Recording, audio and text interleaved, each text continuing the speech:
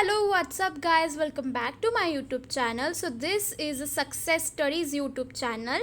Okay, if you're class 12th banking student, definitely this video is for you guys. Okay, so in the previous video, I have already shared the answer in one sentences in part 1. Okay, so this is a part 2 of the video. So, do watch, like, and subscribe to my YouTube channel.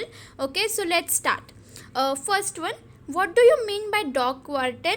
Answer: dock warden is a document of title of good issued by the dock company which can accept by the banker as a security for granting short term advances. Okay, तो अभी dock warden ये क्या है? एक dock warden ना document होता है title of good के नाम से, ओके, जो एक डॉक कंपनी इशू करती है और वो हम बैंकर के पास रखते हैं एज अ सिक्योरिटी जब हमें एक शॉर्ट टर्म एडवांसेस चाहिए, मतलब शॉर्ट टर्म लोन चाहिए. ओके, सो वो उसको हम कहते हैं डॉक वार्डन. तो क्या है वो? एक डॉक्यूमेंट है जो हम बैंक के पास गिरवी रखते हैं for our as a security of our goods. Okay, so next, what is a long buying rates? Okay, now let's see. Answer: rate quoted by authorities dealer for the foreign exchange of USN bill discounted by them. Okay, so long buying rates क्या होते हैं? जो rate authorise dealer ने foreign currency के इसमें discounted करके जो bill आते हैं उसको हम कहते हैं long buying rates. Third one, what is a traveller cheque? Traveller cheque क्या होता है?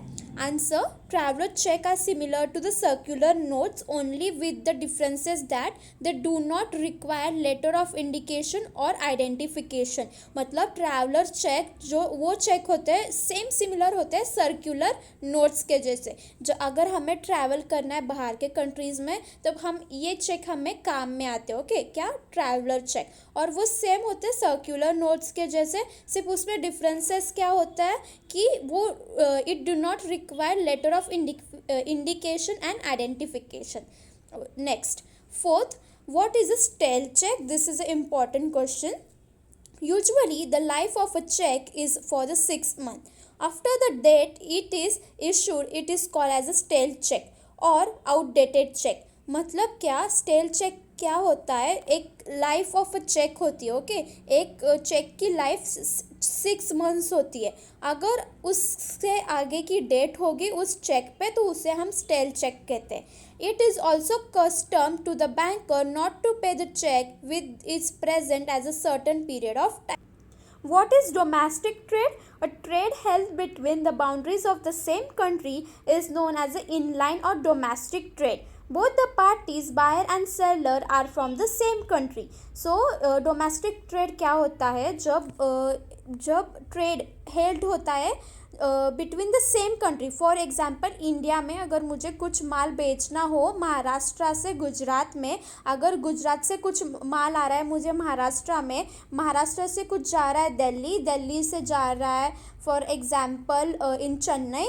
सो ये क्या होता है? हम ट्रेड कर रहे हैं but with in the boundaries of the same country. जब एक बायर और एक सेलर एक ही कंट्री का हो सो उसे हम क्या कहेंगे? Domestic trade. Next, sixth one, what is a garnish order? The obligation of a banker to honor his customer's check and receipt of an order of the court is known as a garnish order issued under order 21. So ये बहुत important है. order 21. Define bank. A bank is a financial institutions deal with the people deposit and the advances, also grant loans. So bank क्या होती है? Bank एक financial institution है जो people के डिपॉजिट से और एडवांसेस से डील करती है और जो लोन प्रोवाइड करती है. Which information does mate receipt has? So कौन सी इंफॉर्मेशन होती है मेट रिसिप्ट में?